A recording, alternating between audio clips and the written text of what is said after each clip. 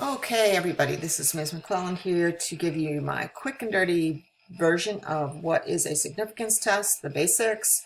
As you know, we need to cover a lot of material in a short time, so I'm going to try to make this fast and take it down to what you really need to know. All right, so significance tests. In the last chapter, we were talking about confidence intervals, if you recall. By the way, if you want to stop here and take a look at the different learning objectives that are in this section, you can do that. All right, so in Chapter 8, we estimated the value of a population proportion by calculating a confidence interval. So we believe that the true value of P is between this number and that number. In this chapter, we ask a yes or no question.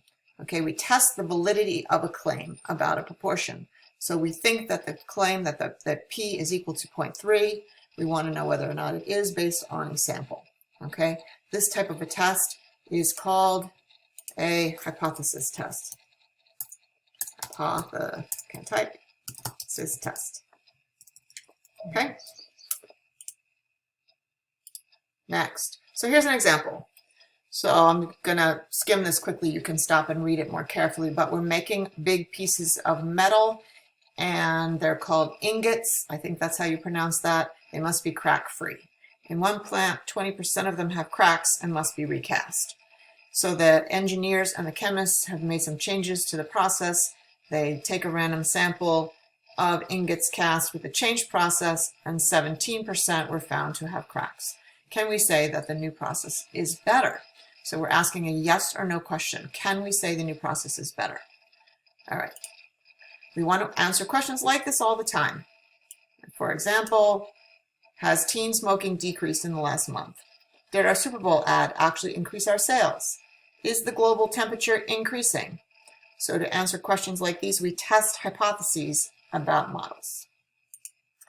We start with a null hypothesis. So similar to what you do in science class, we set up hypotheses. The null hypothesis assumes that there is no change. So we're looking for evidence against the null hypothesis. So in this case, the null hypothesis, HO, is that P is equal to 0.2. Notice the notation here, HO colon P equals, always equals for the null hypothesis, 0.2.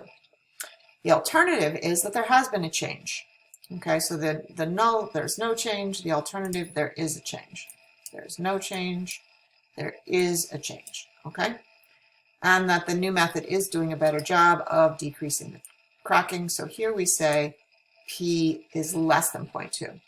Now, an alternative can have a greater than, a less than, or not equals to. Okay, so those are the three options. In this case, is less than, because we think that the new method is going to yield fewer cracks.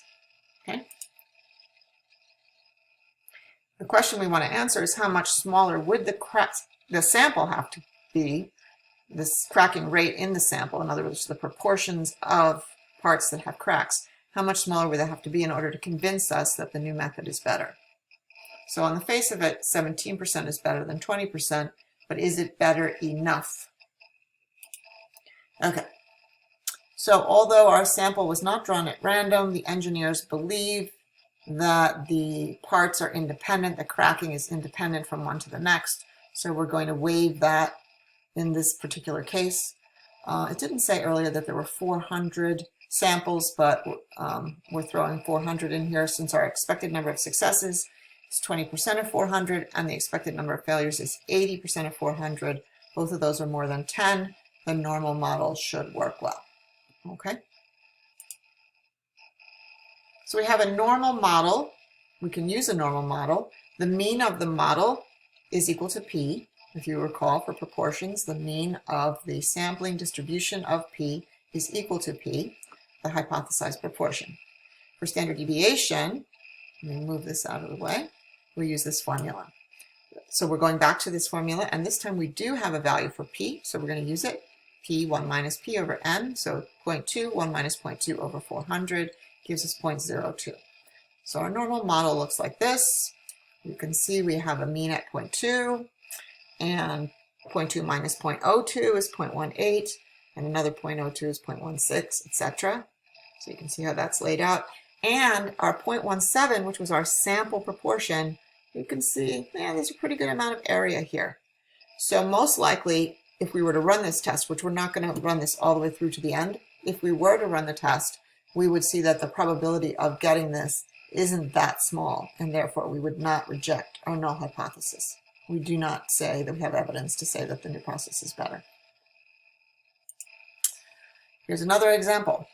Suppose New Jersey's MVC, Motor Vehicle Commission, states that 80% of candidates pass their driving test on the first try. The Bergen Record does a random sample of 90 local teens and finds only 63 passed. Does this suggest that the actual rate for teens is less than 80%? We start by assuming that the 80% rate is valid. Call this the null. We want to test the alternative, that the actual number is less than 80%, because 63 divided by 90 is 70%. So is 70% small enough for us to reject the null hypothesis in favor of the alternative? All right, so the claim we weigh evidence against is called the null hypothesis. The claim we are trying to find evidence for, the alternative hypothesis.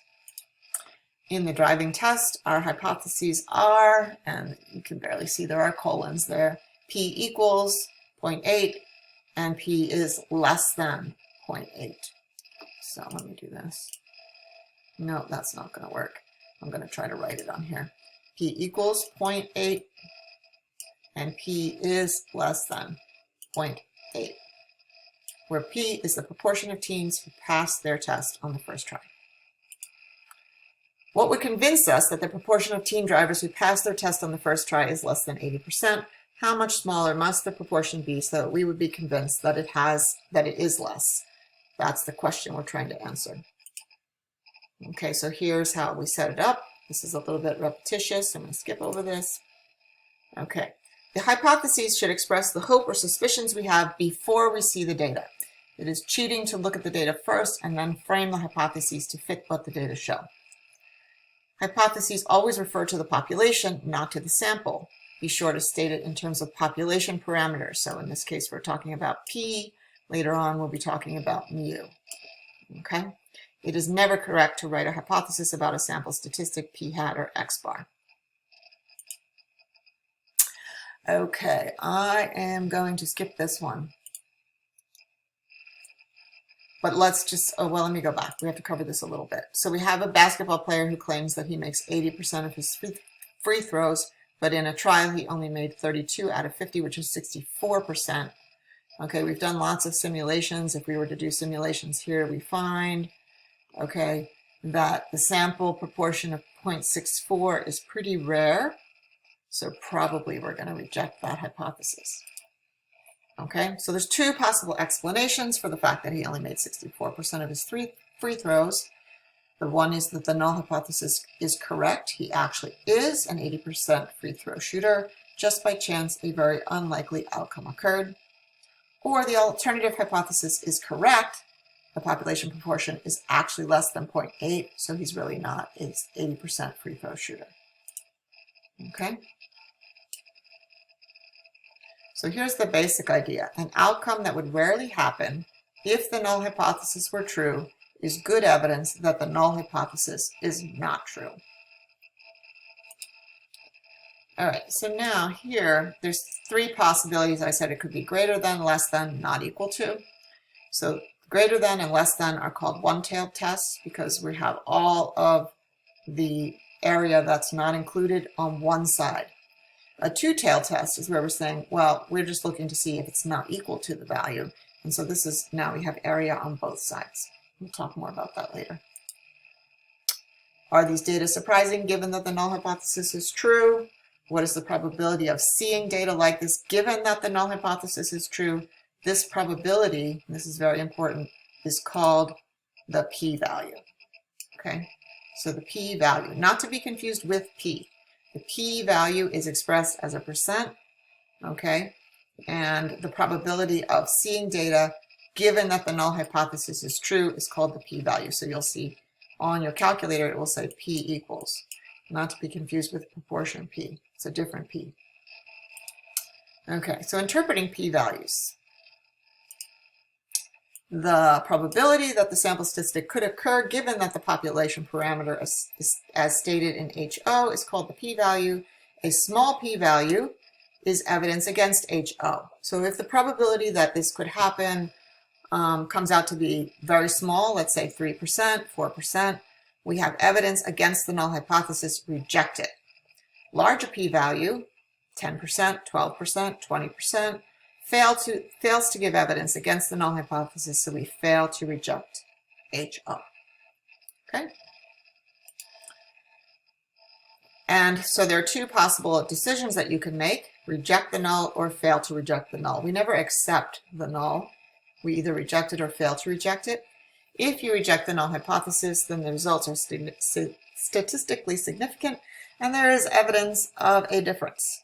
If you fail to reject, then the results are not statistically significant and there is not evidence of a difference in the population. Think about a criminal trial. Defendant is innocent until proven guilty. If the verdict, we never say the verdict is innocent, however, we always say not guilty, meaning we don't have enough evidence to say that he or she is guilty. Similarly, we never say HO is true. Okay, so we never say that HO is true. We just say we don't have evidence to say that it's false. Okay, so now, significance level. So when we compare, remember we've talked about this all year long, we've been using 0.5 as our value. So 0.5 is what we would call our alpha. All right, that's the Greek letter alpha, A-L-P-H-A. So we set our alpha. Alpha can be whatever you want, but 0.05 is the most common level for alpha. So if the calculated p-value is smaller than alpha, 0.05 usually, we say the data are statistically significant at the level of alpha. In that case, we reject the null hypothesis and conclude that there is convincing evidence in favor of the alternative. Okay, so here's this, what we say, kind of summarized here. I suggest you take some time and look at this. Okay, so if p-value is less than alpha, reject HO, we have convincing evidence for HA. If p-value is greater than or equal to alpha, we fail to reject HO. We do not have convincing evidence for the alternative, so we fail to reject the null. Okay. So we can make mistakes also. Let me pull this up so you can see this. Hold on. Okay, so what can happen? So the test result, p-value is large, p-value is small, interpretation, results could be due to chance, fail to reject. P-value is small, results are unlikely if HO is true, therefore we reject HO. Now, we can make mistakes. So we might reject HO when HO is actually true. If so, we've committed what is called a type 1 error. If we fail to reject HO when HA is actually true, we've committed a type 2 error. And the easy way to remember this is on the next slide. Think of this little trick. Type 2 error, we fail to reject. So, get back to this. So type 1 error happens when the truth about the population is that the null hypothesis is true and we reject it. That's a type 1 error. When the null hypothesis is false, but we fail to reject it, that's a type 2 error. There's two types of errors. Okay, so this says the same thing again. And I'm not going to worry too much about the power of the test because that just gets really crazy. So that is all we are going to cover right now. All right, that's it. Thanks.